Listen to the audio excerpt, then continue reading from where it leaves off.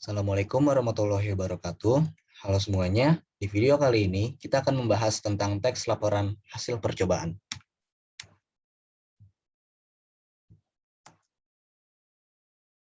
Teks laporan hasil percobaan itu adalah teks yang menceritakan tentang percobaan yang dilakukan oleh penulis atau orang yang melakukan percobaan. Teks laporan percobaan umumnya digunakan untuk melaporkan hasil percobaan, karya ilmiah, atau laporan praktikum. Teks ini biasanya berisi paparan data secara terperinci hasil praktik, pengamatan, dan penelitian. Tujuan teks laporan hasil percobaan adalah untuk memberikan informasi kepada pembaca tentang hasil percobaan yang telah dibuat. Teks laporan hasil percobaan ini penting untuk mengetahui kegiatan yang dilakukan dan rekaman data yang didapat. Teks laporan hasil percobaan juga salah satu bentuk komunikasi ilmiah secara tidak langsung dengan orang lain. Penulisan hasil percobaan yang disebut juga laporan percobaan haruslah jelas, lengkap, dan tidak bertele-tele, agar pembaca dapat memahami isi teks dengan baik. Pemakaian bahasa, istilah, atau kata-kata yang mudah dipahami, dicerna, dan dimengerti dalam teks laporan hasil percobaan itu haruslah jelas. Nah, ini ada ciri-ciri teks laporan hasil percobaan. Yang pertama itu disusun berdasarkan hasil percobaan, pengamatan, atau penelitian disertai pemecahannya. Yang kedua, pembahasan masalah teks laporan hasil percobaan itu dikemukakan secara objektif, sesuai dengan realita atau fakta kebenarannya yang dapat diuji. Yang ketiga, disusun berdasarkan struktur isi teks secara runtut dan sistematis.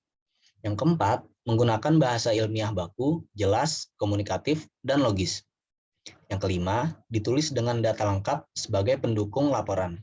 Yang keenam, dibuat menarik dan interaktif. Dan yang terakhir, itu menuntaskan masalah-masalah yang dimunculkan secara terperinci dan lengkap.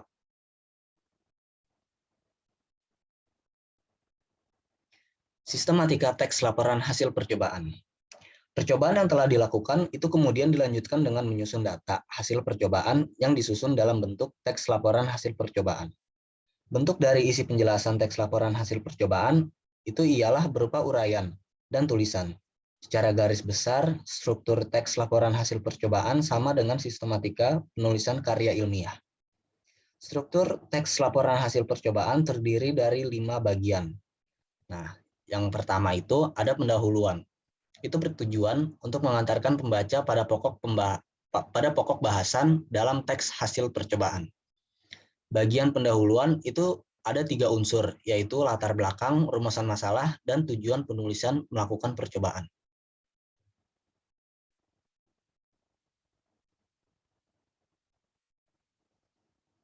Nah, yang kedua, itu ada kajian pustaka. Landasan teori merupakan paparan teori-teori yang dipilih. Landasan teori harus mempunyai relevansi dengan alternatif penyelesaian masalah yang dipilih dan disusun secara sistematis. Umumnya digunakan bila percobaan atau penelitian yang dilakukan untuk membuktikan teori tertentu. Pada percobaan sederhana bisa dijelaskan di tujuan saja. Yang ketiga, itu ada metode percobaan. Metode percobaan adalah langkah dan prosedur yang dilakukan dalam pengumpulan data atau informasi guna memecahkan permasalahan serta menguji hipotesis. Hipotesis itu adalah dugaan atau pernyataan, sementara yang diungkapkan dan menjadi jawaban dari sebuah permasalahan. Pernyataan tersebut biasanya dituliskan dalam bentuk variabel agar dapat diuji secara empiris. Metode percobaan termasuk di dalamnya antara lain penentuan subjek percobaan, penentuan sampel yang akan digunakan, metode pengumpulan data, alat pengukuran, bahan-bahan yang dipakai, alat perlengkapan, dan metode analisis.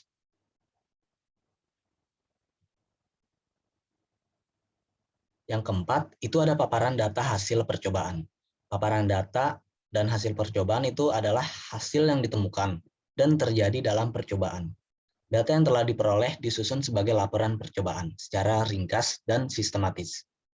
Apabila data berupa data kuantitatif atau angka, penyajian laporan hasil percobaan berbentuk tabel, diagram, atau grafik. Yang terakhir itu ada kesimpulan. Itu merupakan intisari dari hasil percobaan dan pembahasan.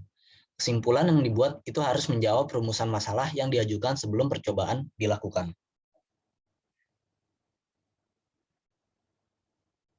Nah, selanjutnya itu ada struktur teks laporan percobaan. Strukturnya itu terdiri dari 6 struktur ya. Yang pertama itu ada judul, yang kedua tujuan, ketiga alat dan bahan, keempat langkah-langkah, kelima hasil, dan yang terakhir itu ada kesimpulan.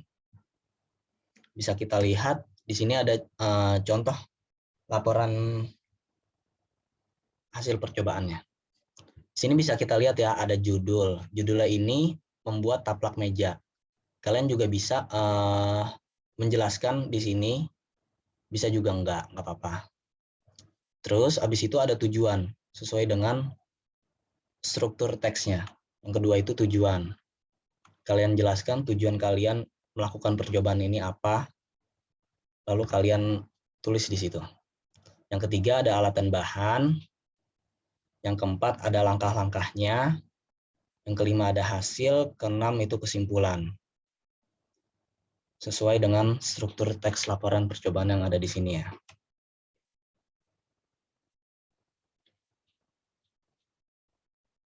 Selanjutnya, ada menyimpulkan informasi laporan percobaan. Simpulan adalah sesuatu yang disimpulkan atau hasil menyimpulkan.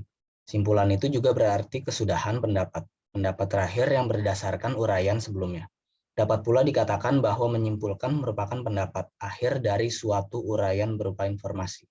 Dalam simpulan berisi fakta, pendapat, alasan pendukung mengenai tanggapan terhadap suatu objek. Laporan percobaan memuat informasi penting bagi banyak orang. Informasi tersebut dapat menambah wawasan dan pengetahuan banyak orang. Sebagai pembaca laporan, kita harus mampu menyimpulkan informasi dan laporan percobaannya tersebut. Nah, ini ada langkah-langkah menyimpulkan informasi yang terdapat pada laporan hasil percobaan. Yang pertama, kita membaca dengan saksama laporan percobaan yang akan kita simpulkan. Yang kedua, kita mencatat setiap informasi yang ada dalam laporan percobaan tersebut. Yang ketiga, dari informasi tersebut, kita menyimpulkan informasi dan laporan percobaan tersebut.